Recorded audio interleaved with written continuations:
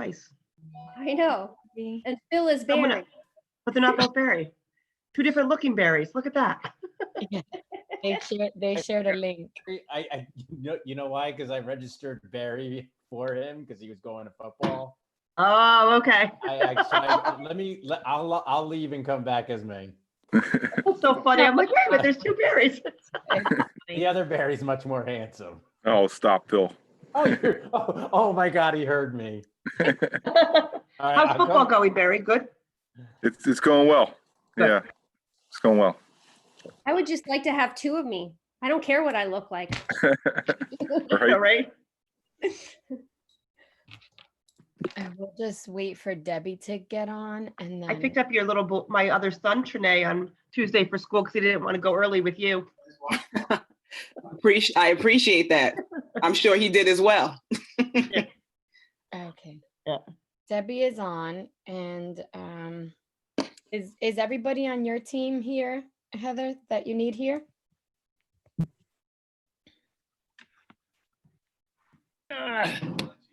I'm here. Okay, George. Somehow I thought I saw you already. You did. See Debbie, there she is. So we're all here. Yeah. I don't see Dr. Bradley. I saw Tabitha. She's Oh, here. I'm Okay, here. great. Then I think we're good. Okay, so everybody who's presenting is on, committee members are on, administration is on. Okay, we're gonna go ahead and get started. Call the meeting to order with the Pledge of Allegiance. I pledge allegiance to the flag of the United States of America and to the republic for which it stands, one nation, under God, indivisible, with liberty and justice for all. Thank you, everybody. We welcome you. Thank you for joining the Education Committee this evening. I'm going to ask for a roll call, please. Okay, Dr. Bonilla, Present. Rebecca Bear, Present. George Andrews, Present. and Debbie Kulik. It was faint, but I heard her.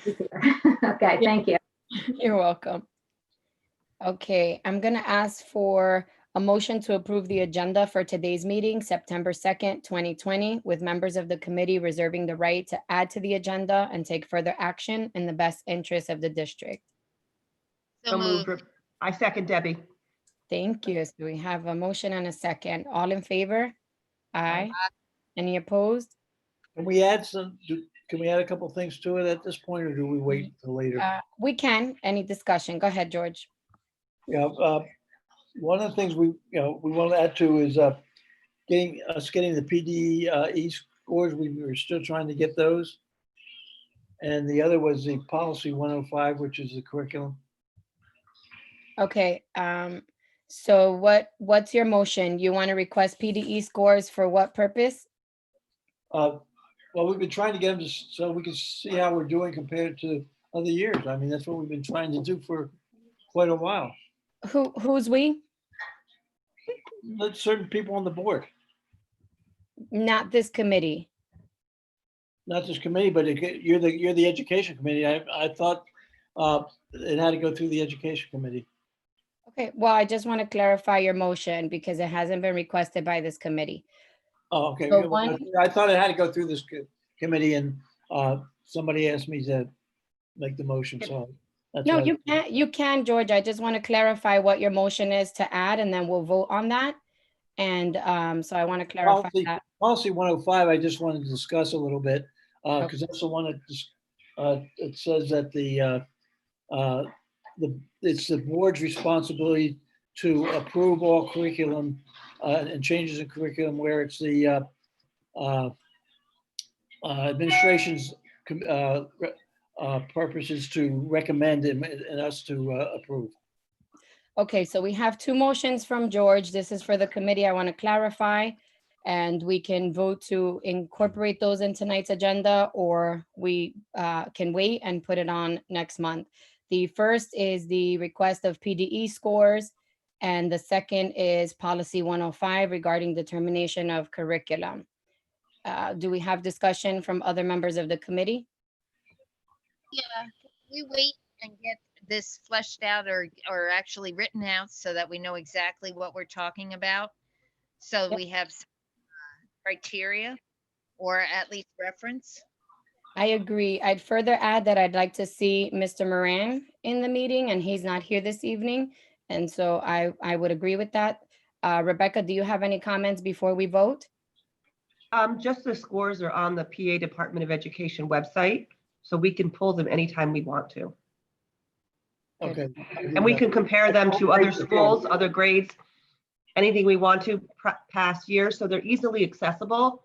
And if anybody wants help getting them, I, as a parent, pull them up every year, just as a parent.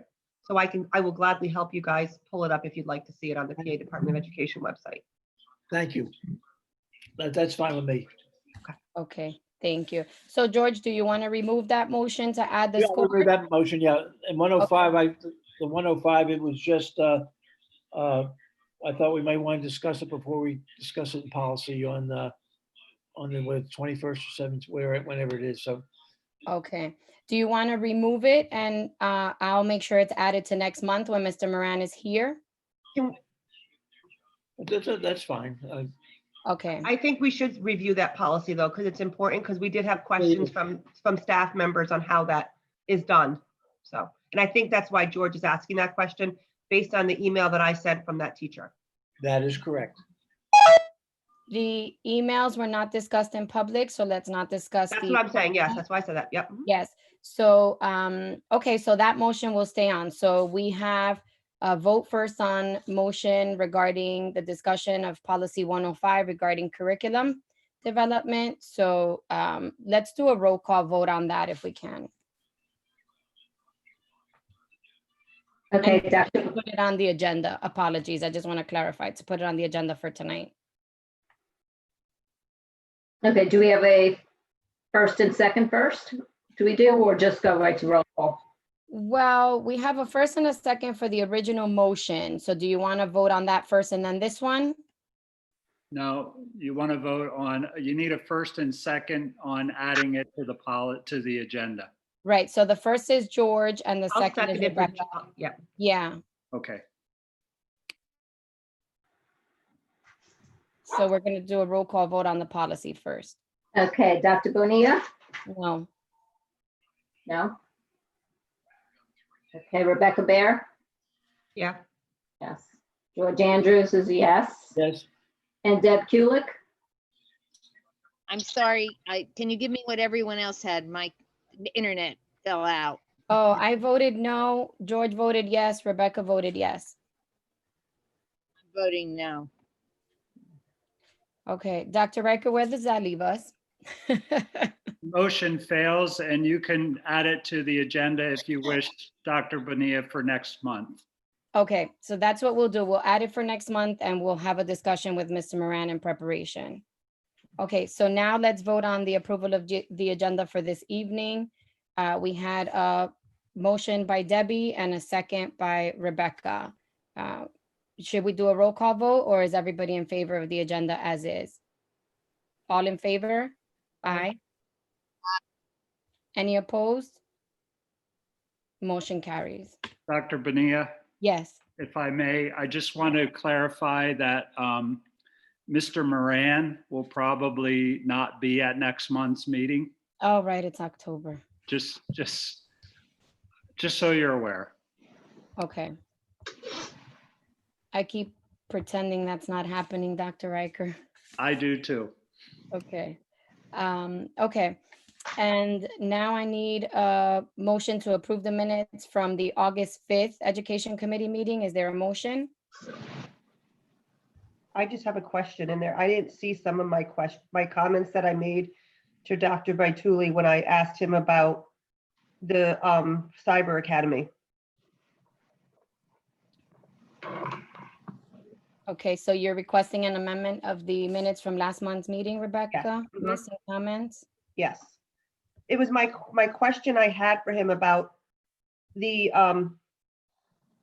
how the scores were for students taking the cyber school versus because when you go online to the PA Department of Education website, they don't separate ISACA versus Lehman versus elementary. It goes by based on their school. So what my question was to him is, how are the scores in Isaka versus the brick and mortar? Because we can't determine that from the PA Department of Education website, because they don't differentiate that for us. That was my question, and I didn't see it in there, so. Dr. Riker, do you have any feedback on that? So I would say that if Rebecca is asking that question be added to the minutes, then Ms. Wazotsky can add that to the minutes, and then you can move forward to That's approve. the perfectly fine. I minutes just wanted to make sure that was noted. with That That was amendment. my question, yeah. And I was reading through the minutes and I didn't see that question, that's all. Yep. Okay, great. And I've made a note as well, Rebecca. Thank you. So we're not going to approve the minutes at this point, right? We're We approving can them with the approve it amendment that they're with that adding. Right, with that amendment. So let's just do a roll call vote just to have it on file. So we're approving it with the amendment, correct? On the minutes with the amendment that would include missing comments from Rebecca Bear asking the question about the Asaka test scores. Okay, so I had a first was Rebecca to approve with the added, who was seconding? I'll second Can I it, have Deb. Okay, thank you, Deb. Okay, and Dr. Bonilla, your vote? Yes. Yes, okay, and George Andrews, your vote? Yes. Okay, and then Debbie and Rebecca, both are yes also? Correct. Okay. Thank you. Thank you. Okay, the first item for discussion this evening is a diversity, equity, and inclusion update. We have Trinae Lurie and Terrence Bomar who are going to share an update with us. I'm going to ask you to unmute yourselves.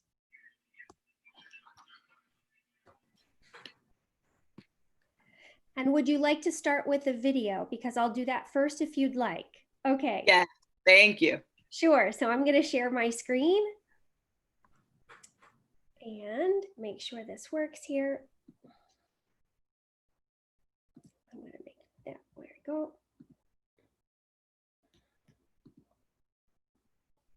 Can everybody see my screen? Yes. Okay. Yes. And we did a trial run, so hopefully this will work. Here we go.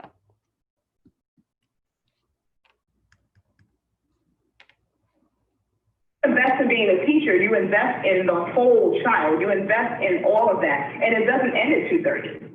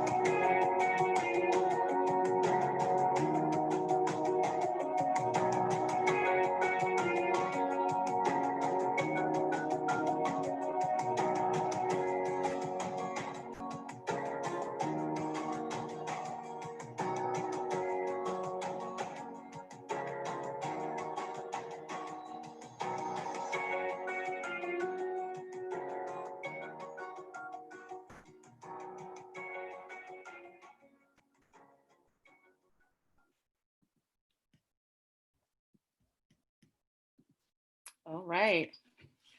Thank you for that. And we thank you for the opportunity to be able to present this evening.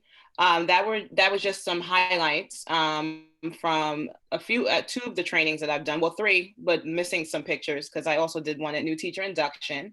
And these were from this August 18th, 19th, and 20th. And those were just some quotes and different things from the training. It was a wonderful experience because there were so many different staff members that eagerly participated, even though there wasn't a large space of time given to sign up. But there were many different groups of people that decided that they wanted to participate, from cafeteria workers to paraprofessionals to teachers. And it was very exciting to be able to begin to see the work unfold, and to begin to see where people have a desire to learn and have a desire and want to see things in a different way. So it was a great experience. And I say that because I'm excited that the district has afforded, Terry and I the opportunity to see see this work forward. So I'm looking forward to some more opportunities to do that. I got excellent feedback from everyone that participated, which some of I've shared with Dr. Bonilla and Dr. Riker and Rebecca Bear on the board, as well as information, people from even new teacher induction who were just very excited that they came to a district that's doing this work. So I received emails that said that as well, and just people saying that this is something that they want to see everyone participate in. So I'm excited about this work. I'm excited to see where we're going. I'm excited to see what we're going to do, because I know this district is going to do great things. So I'm just glad to be a part of it, and I'm glad to have a great team to work with to be able to see this through. Just to piggyback off what Trinae's saying, it's been really an honor to kind of ride this wave with Trinae when it comes to DEI. We've gotten so much great feedback from staff and faculty. Like she said, we're being asked daily about what's the next steps, or how can we get into trainings, how can we learn about it, and bring and those who have been involved, bringing that back to their buildings. One thing that I just want to mention is that we also have worked on like a small presentation that our building administrators can use to kind of touch on some of the things that are that go with DEI, like some helpful tips when discussing it, why it's important, and we give a little snapshot of the training that Trinae has given. So again, it's an honor. This is really becoming something really huge, and we're excited about it. Well, thank you both so much. I'm excited that you're excited. I'm excited that you're part of it. I'm signing you up to share what we're doing here in our district. We had an IU board meeting last week, and they were talking about the same conversations that you all are having, where people are asking for this kind of training and opportunity to engage in DEI conversation and informal education that really helps build their awareness and their sensitivity. And so I did offer that our district is doing this work, and that we would be, and you both had said that you would be willing to share, that we would be willing to share what we're doing, successes, challenges. I think it's important along the way to also discuss what challenges we face, and be able to work through those together. But you do have a committed board and committed administration. I know we have representation from the teachers union, which I'm really excited about. I know they are committed to this, the support workers. So at all levels, we have the commitment. And one of the things that's important in this partnership is that sometimes individuals are getting their DEI knowledge, quote unquote, from media, from, just non-credible sources. And so for us to take this by the reins and have an internal program that considers the stakeholders at the various levels is an amazing opportunity, but also it's a place for us to find common ground. It's an area where we can all work together for the benefit of our students, our community, across the board. So thank you both for your leadership. I have also heard from, and will send names of individuals that would like to help. At Middle Smithfield Elementary, we had an event that was planned for March 27th. And of course, the shutdown happened right before, but they had formed the DEI committee within the school. And so the principal and several others have offered their help. I've also had some conversation with ESU and DEI efforts that they have there that I think will help support the work that you're doing. So I really appreciate it. I think the video is a quick way to capture the amazing work that you all are doing. I would love to hear from any other committee members if there's anything you'd like to say. I had the privilege of going to a small little chunk time and watch Trinae in action. And she'll tell you I almost cried. It was like just an amazing experience to hear what everybody was talking about, like a complete, if you looked at the pictures, it was like a complete diverse group of people who may not have come together to take the time to learn about each other because, you know, and just to hear them share their emotions and their feelings. And there was one woman in the group who was from a different country, and she said she thought all white people were gringos and bad people, but that's just what she thought, and that's what she was taught. So it was amazing to see them at the end of the come together and just embrace each other. So it wasn't just about, you know, Black or white or Jewish or Italian or whatever. It was about embracing your differences and really seeing the differences and then acknowledging the differences and then moving forward with those differences. And I think that's what we really need to look at, is it wasn't just about being Black or white. It wasn't about being Hispanic or white. It was about, we're all different. We're all special. We all bring something to the table. Now let's embrace it and enhance the education of our children, because that's what we're here for. And it was a beautiful experience to hear them all talk about that. So I just wanted to say that, because it was more than just about color or, you know, that. It was about coming together. So it was a really good program. And I wish I was able to stay for more of it. And kudos to, you know, Trinae and Terrence for putting this together, because it's something that I've talked to Trinae about for years. And then when I got elected, it's like, okay, let's do it, let's do it, let's do it. And to see her brainchild come together was amazing. Thank you for sharing that, Rebecca. And we will also have training for the board. And I do want to clarify that this didn't just happen when several of us were elected to the board, but that the work has been happening behind the scenes at different levels. And as I've said in previous meetings, it takes time to get this work to come to fruition. Debbie, I see your hand. I'll go to you next.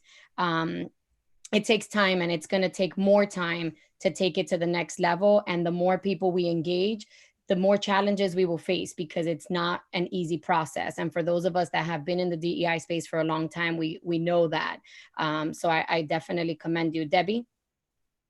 I was just going to make the suggestion that come the spring, because we know nothing will happen in the fall, that although you talked about Middle Smithfield, I think that this would be a program that should be offered at each of the schools and open to the school community or any other community members within those areas to be invited, so that the community in general would be able to benefit from the training. That is excellent. So two different things. The Middle Smithfield piece was an event, and there are several, as we've heard on the committee calls in the past, there are several schools that have events.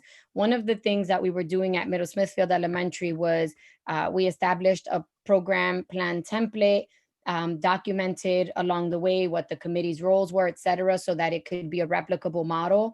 Dr. Riker and the administration are aware of this, because we were sharing along the way that it would be an opportunity for any school to pick it up and adapt it and create an event for their school. However, I think considering the times that we're facing and how everything is different, it could be something, and Dr. Riker over a year ago had talked to me about wanting to do something district-wide. So it could be that we don't even do individual ones right now, but we go straight to the bigger one. I think definitely conversations in process, but thank you, Debbie, for your support and your idea as well. George, any comments? You're muted.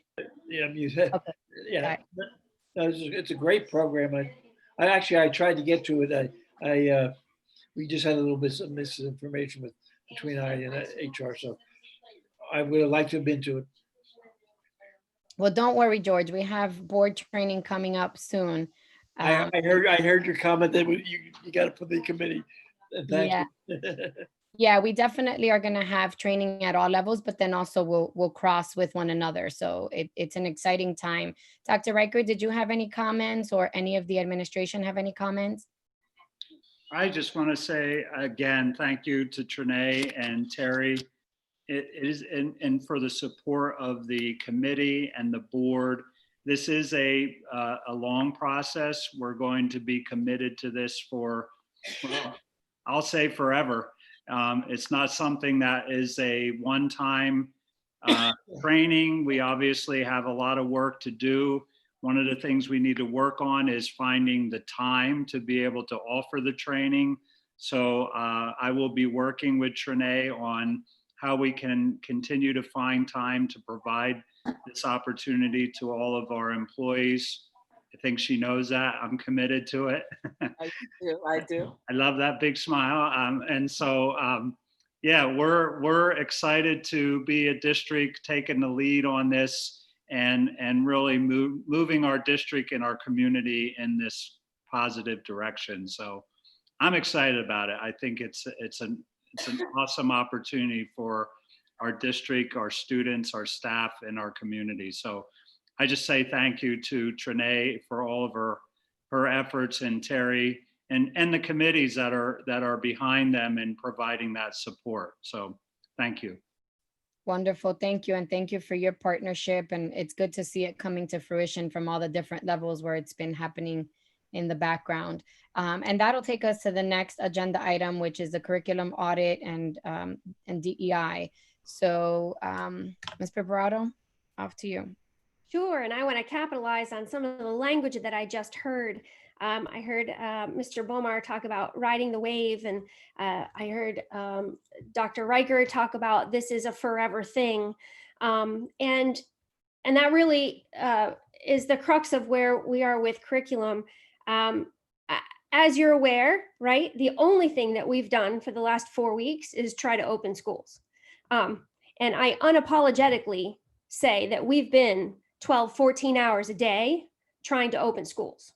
And this was across the board, the Herculean effort it took from everybody to get our teachers ready, to get them comfortable enough, right, for that first day of school to say, okay, we're here. And then what an incredible reward this week. So in terms of a curriculum audit, we have not looked at curriculum anything right now, except for trying to figure out and make sure that our teachers had the best tools they could have to navigate both that in-person piece and at-home piece.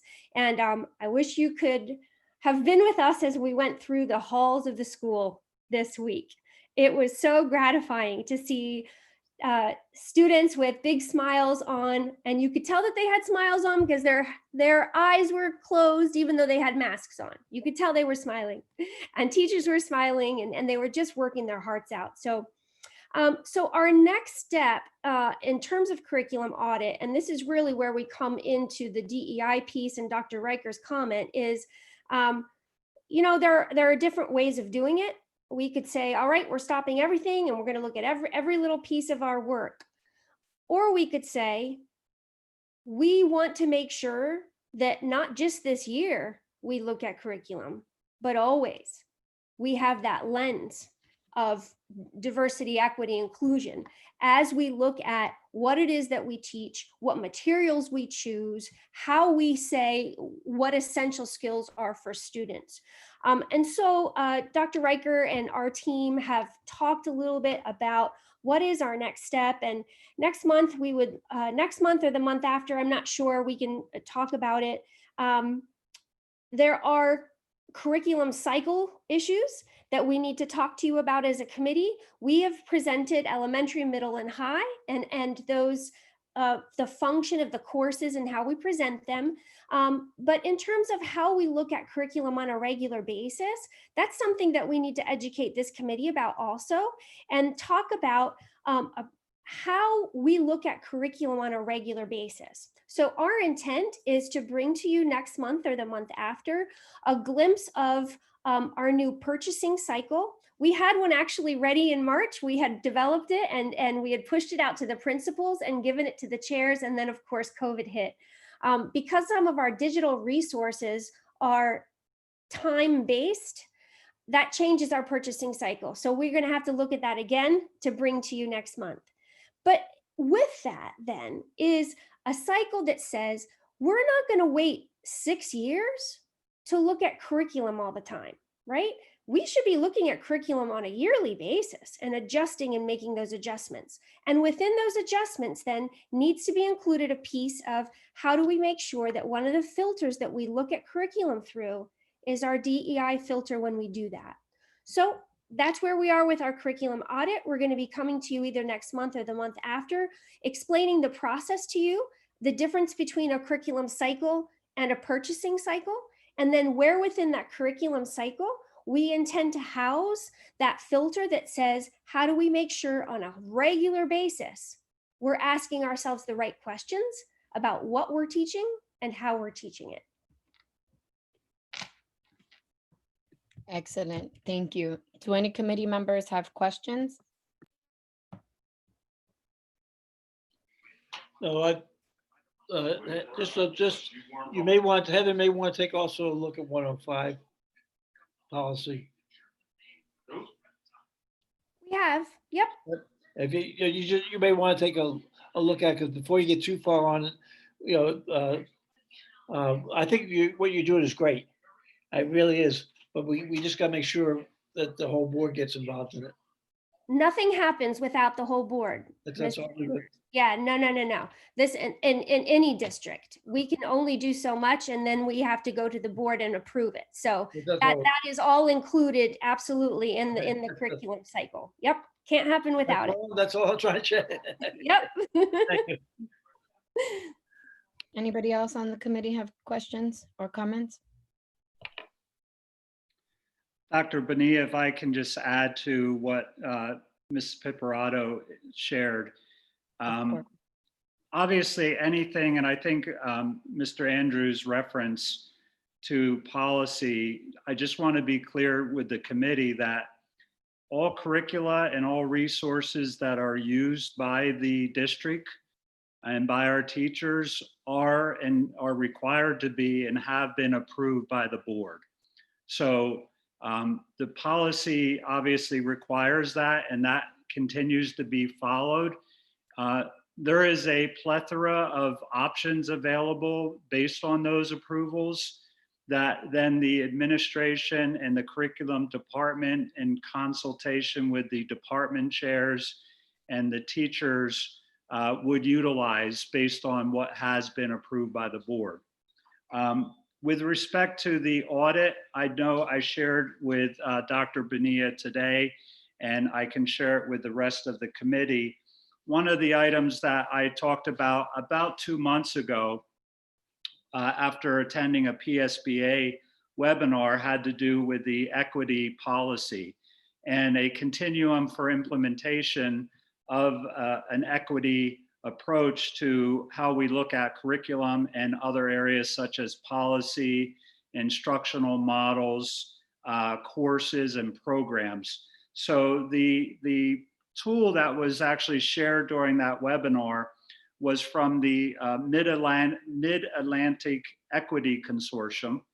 And I have since reviewed that as one possibility for perhaps the committee to consider as a tool to use. Now, I'm sure there are many other possible tools out there that can drive our conversation as we look at not only the purchasing and the timing and the approach that Mrs. Pipperato talked about, which I think is fantastic. Curriculum isn't a 6-year cycle, it's a continuing cycle of improvement, if you will.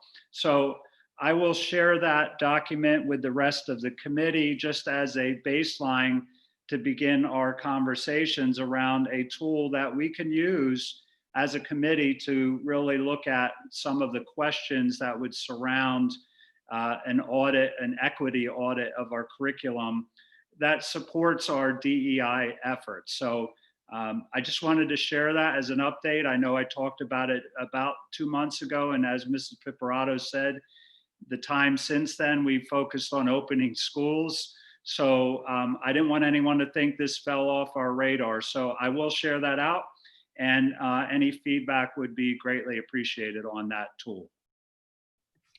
Wonderful. Thank you, Dr. Riker. Yeah, it'll be good to share it. I did have a chance to glance through it, and at a glance, it's an easy to use tool considering some others that I've seen. I think it's pretty easy to follow in terms of documenting information, assessing where we are, etc. And then I have some others that I'll share with you as well, as I know you're looking for different resources to compare. So thank you for that. So we will, if there are no more comments on this agenda item, we will move to an ASACA update from Dr. Vituli.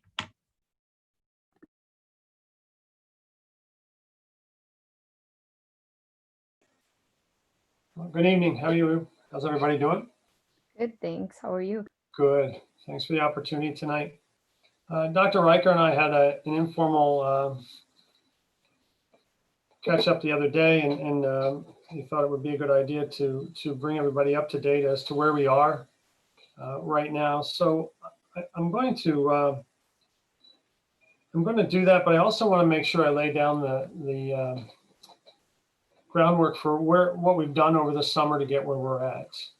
Unless you want me to get right to the chase and tell you where we're at, I can do that too. I don't mind, whatever you would like.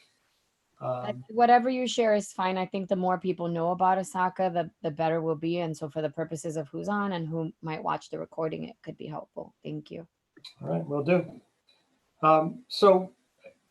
We really, the start of where we're at right now started back in February when Dr. Riker and I met the first time to discuss the possibility of COVID and what could happen and how it could impact our school.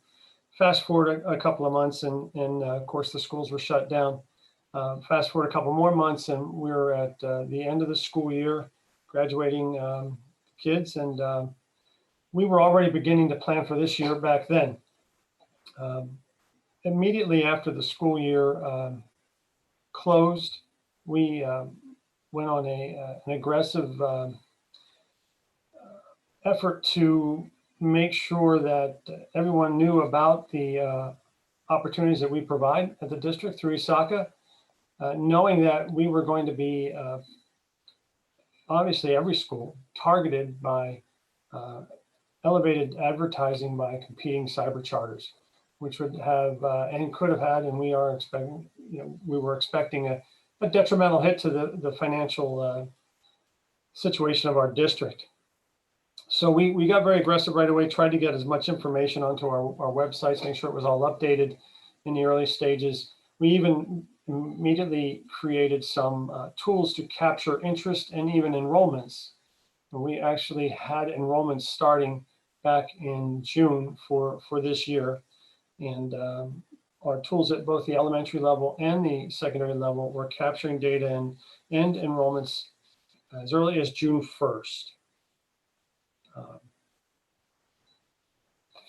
So I'm going to try and just make sure I touch all the topics regarding our efforts to communicate and get everything out.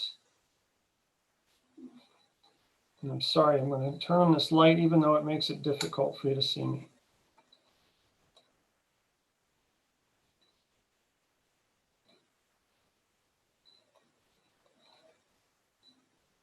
So during the summertime, we in an effort to, again, get the information out, we provided a number of parent meetings that involved both elementary students or elementary parents and high school parents to give them a full idea of what was to be expected in our program starting this year.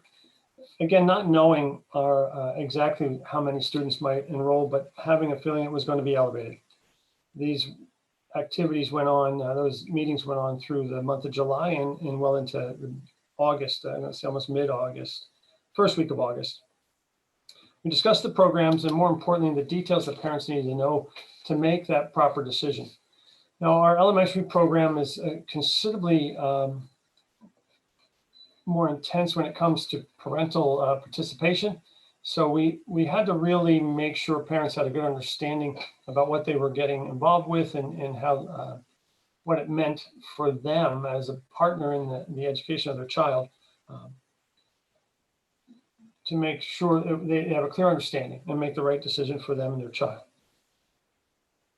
Our numbers continued to grow through the summer. And as things went on, we even created our own Facebook page to try and get more information out, and that's grown considerably over time. We made sure that our website had prominent exposure, making it easy for people to find the ability to get into ASACA or to the ability to request information. You see that very prominent yellow banner that's been on there for quite a while. We've added an awful lot to our web pages, including daily announcement pages, parent orientations, student orientations, video resources, demo accounts, anything and everything we could to really provide information to our parents. Of course, our enrollment forms are on there, and they've kind of transitioned from information requesting forms to literally enrollment forms. So they've been on there since end of May. We put on an FAQ for people to go to find information to common questions, and things continue to climb. So August 2nd came, I think it was August 2nd, that Dr. Riker had sent out an email, perhaps a parent request maybe 10 days before that, asking parents to sort of make a choice, and so we could plan. This was in fact followed by a previous survey that I sent out through the district to survey parents in general as if they were considering joining the cyber program for the coming year, which had I think a fairly decent response, over 1,000 families, 12 or maybe it was 800 families and about 1,000 or 1,200 children, with a very high response rate to joining the cyber program. So then the October 2nd date came out, and I just want you to be aware that since the October 2nd date has passed, we have continued to have nearly 1,500 more people continue to apply. So August 2nd was that date. We kind of, it wasn't a hard date, but we put it in the sand asking people to make a choice to help us.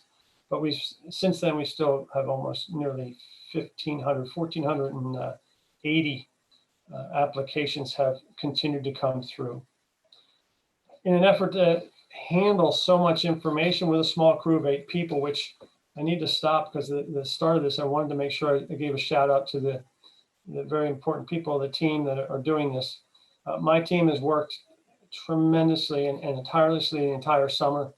And I want to more specifically point out that Kate Kramis, our school counselor, amazing, working so hard to get things done. Stephanie Stricker, our cyber elementary cyber coach, working so hard all summer long. Lisa Vituli, our intermediate cyber coach, and of course our secretary, Jessica Newberry. All of them, and including the rest of the team, have worked so hard to get us to where we are today. And we still got some things to do. So in an effort to help manage some of this stuff, and with the help of the technology department, we've created an Edgenuity help email that helps distribute, takes that email in and distributes to various parties in our team. So no one person is getting overloaded with emails. Although it seems to be that if you haven't gotten a response to me in my email, I have almost 1,000 emails right now that I'm trying to get through. So it's helping somewhat. We still have a ton of those coming in. We purchased some basic phone equipment to help our secretary be more efficient in handling the increased calls. For example, a headphone set, a microphone, and the tech department is going to put something on her phone to allow her to quickly transfer throughout the district.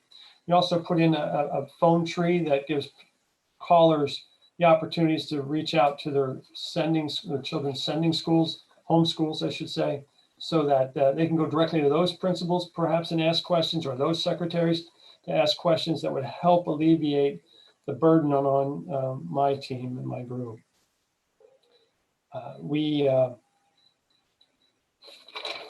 Let's see.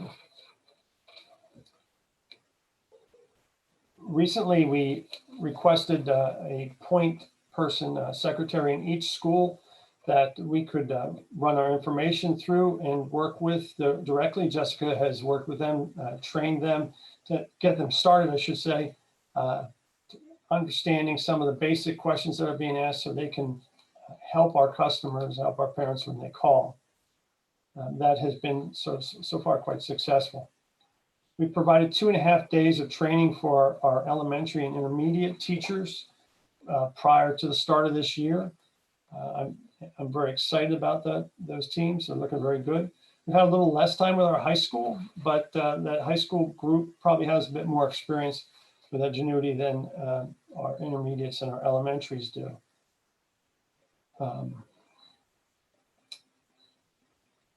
I continue, and I do want to mention this, I continue to reach out to all our principals and encourage them to keep their cyber students in mind when they're sending out any information or making calls or doing anything, that not to forget these students and their parents.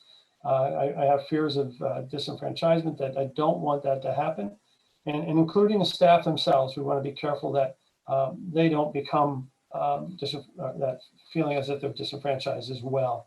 So again, keeping everybody front and center is very important for this. And I do have some concerns, and we're going to keep that message coming all year. So where are we now, I guess? Currently enrolled, we have 1,536 secondary students.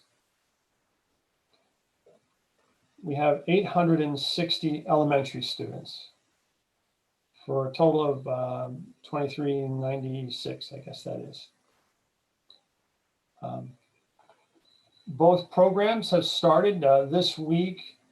We've had 2 days of I want to call soft start for secondary, two days of getting to know each other, making sure you understand where to find information, logging in, getting to know the teacher. And today was today's Wednesday. So today was the first day of real academics for our secondary students. Our elementary students are still on a 4-day soft opening, getting to know each other as we prepare to include a second elementary program. Both of these programs, I should say, our intermediate program and our current elementary program, that 2395, they are filled to capacity. Our high school program is growing tremendously, and we've made more and more requests of trying to get some Schedule B help. And people are responding to help us meet the needs of these children. We have a waiting list. Currently 295 secondary students and 238 elementary students. We came to a point where we had to stop and begin to prepare for the opening of school. We were, I think we may have taken about 40 elementary teachers, 40 elementary teachers, to create and support the elementary program of 860 kids. But it got to a point we just really had to stop at some point and say, okay, let's get this going. And anyone who's enrolled beyond that date and hasn't been in, we're going to put on a waiting list and prepare a second program for them. So in response, for the secondary students, we are basically going to do Edgenuity as it normally is. We're going to go back to an asynchronous program supported by Schedule B students, and we'll be scheduling those 300 waiting list students over this weekend for hopefully a complete start on Tuesday. Our elementary program obviously is a little bit different. We have 238 students at the moment waiting to get enrolled. We are working diligently to get our Edgenuity portion of that program moving. It's coming along. It's getting very close. But we had to think a little differently how we're going to do that. We have about a dozen Schedule B teachers to provide after school program of a couple hours each day to support these children. I think along those couple of hours of direction and support, along with the required support of parents that we'll need, that these children will do okay as well.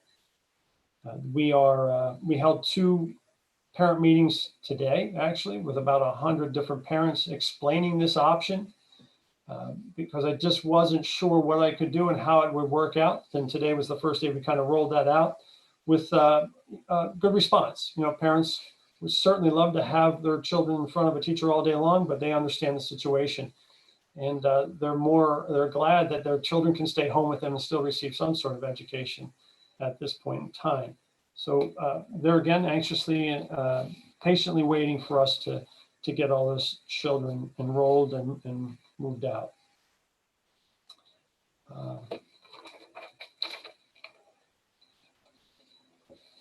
So our goal is to have all these kids ready by Tuesday. That is quite an undertaking, and I'm going out on a limb to make it happen, but I know my staff have been working extra hours. I personally have worked 7 days a week probably for the last month, and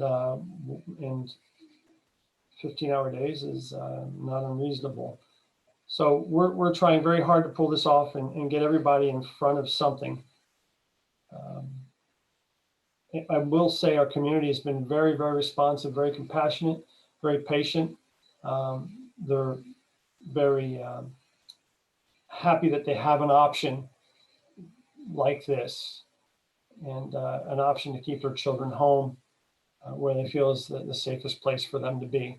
And I'd like to thank Dr. Riker and Ryan and all the admin for their support as we've tried to pull this together. As you can imagine, you know, last year we started with 230 kids. We now have 3,000. It's quite a leap, and we've had you know, some bumps along the road here, but we're trying to iron those out and get everybody moving by Tuesday. And that's really all I have, unless you have some specific questions or unless I've missed anything in particular. Well, thank you for the update. It's good for us as a committee to continue to learn the processes, what you're thinking with the decisions that you're making, some of the changes in terms of where we were and where we are, and you know, who knows where we'll be headed, but just kind of forecasting is helpful as well. I'm going to ask if any committee members have comments or questions. I just got positive feedback from everybody, whether it be ISACA, asynchronous, synchronous, or in the schools, that it went very well this week so far. So kudos to everybody. Everybody's been working extremely hard. You know, you got to give the district a lot of credit. Debbie, do you have any comments? Thumbs up. She gives you a thumbs up. Awesome. Yeah, I definitely want to agree with my colleagues and say it's been a great week. We had a good first day of in-person. There was some nerves at home. I was texting with Rich. It's, you know, his turn at home tomorrow for their first day, and then felt like it was another first day today with the virtual piece, and just had a lot of support from the teacher when things didn't work that well this morning, and everybody's just trying so hard. And, you know, it is evident that we're working together. So thank you for that update. I think it's important as the ISACA community has grown exponentially in the last couple of days, even, that we continue to talk about what you all are doing. So thank you for that. At this time, we're going to open for public participation, including other members of the board that are with us, limited to the items of discussion that are on the agenda. And I'll remind you that it is the diversity, equity, and inclusion work update, the curriculum audit, where for which we're identifying an assessment tool, and we will begin talking about in more detail next month, and the ISACA update that Dr. Vaituli just provided. Are there any comments, questions?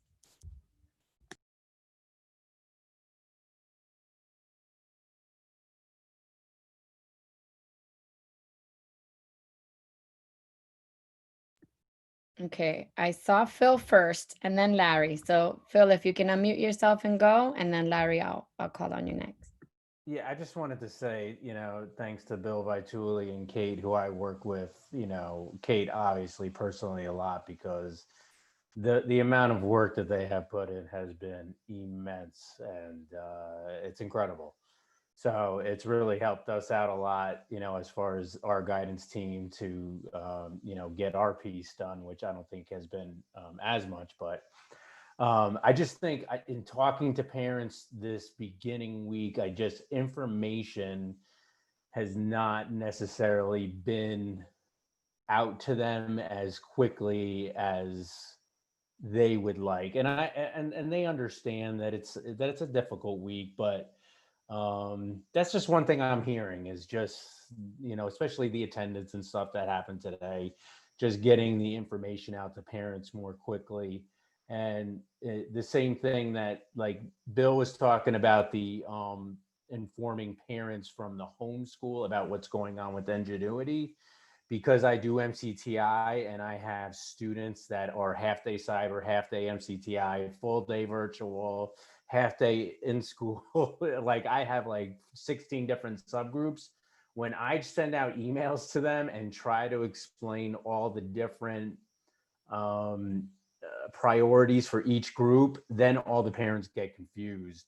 And so I said today, if you're in Edgenuity, make sure you just log into Edgenuity for your attendance. If you're in take your classes in school, just make sure you log on to Sapphire. And I was very succinct about which groups. And then I had all these parents calling like, what's my Edgenuity password? I got to log into Edgenuity for attendance. And I was like, no, I had it separate.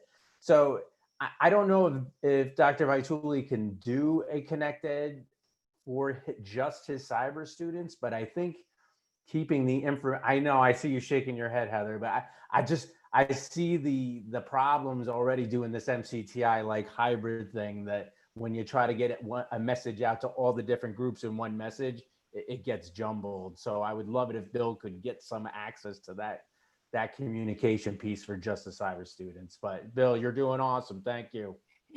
Thank you, Phil. Thank you very much. Yeah, communication is critical. And again, like you said, there's so many scenarios and so many things to get out. It's just a very difficult thing to do. Heather, do you want to respond to that? I know you were nodding your head, and so I like maybe you had something you wanted to share. I think some of our systems right now don't easily do that. But I think as we put to bed the most important things, right, that was making sure students felt safe and felt heard and felt connected. Those were our goals, right, for the first week of school. I think we'll be able to, in the next week or so, build some manual processes that, even if it's a little cumbersome, might aid in some of that communication. So it just wasn't quickly done, easily done because of the systems that we happened to have. But it is, I believe it is coming. And one of the things that I know Dr. Vituli has stressed in all his communications with teachers and administrators alike is talk to parents, talk to parents, talk to parents. Oh, and by the way, talk to parents constantly. So I've really appreciated that emphasis of his, that there's a new shift, right? This isn't a whole group instruction classroom like you're used to having. And one of the important things in making that shift from that model to an online model is the constant communication that you have to have with families. So I wanted just to bring that out, that I appreciate that a lot about Dr. Vituli and his team. And I believe our teachers and his staff are really starting to embed that in their daily routines. Thank you for that. Definitely communication is an area that we have to continue to talk about day to day across the district. And Phil, I want to thank you for bringing that up and being sure that we know what the issues are. And I want to thank you and Barry both for joining us today. We've talked about positive and negative, and it's helpful for us to be together so that we're talking about this together. There's transparency and partnership amongst the different levels of the district. And so I'm really pleased that we're having the discussion. But yes, communication is something we always have to improve. I have to say, I missed a couple of things and maybe, I read all those emails and it went over my head or something, but, I've leaned on other parents. My best friend would just text like, her daughter was home first and mine were in school first. And we've kind of compared some notes, like, do they have to take the Chromebook home or do they have to do this? And that's been helpful. So I really appreciate everybody's transparency and willingness to just have these discussions. Larry, I know you had your hand up, so I'm going to ask you to share next.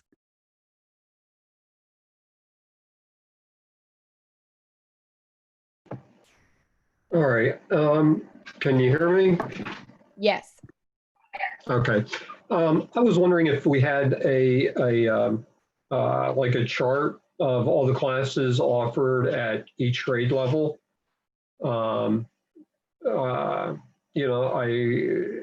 looking at some other school districts, they actually have, the classes offered out there. So, I'd like to really see what we have here and so that the board and the committee here could look at that and maybe make some recommendations or whatever.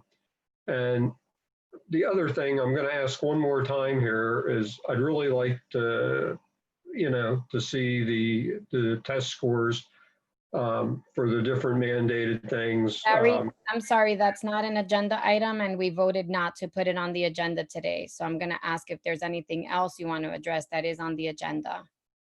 Okay, I guess not. Okay, in terms of the courses, that's what we focused the past couple of months on, and I'm going to ask Heather if she will weigh in, but each month they went through a schedule of what's available for the students at the various grade levels.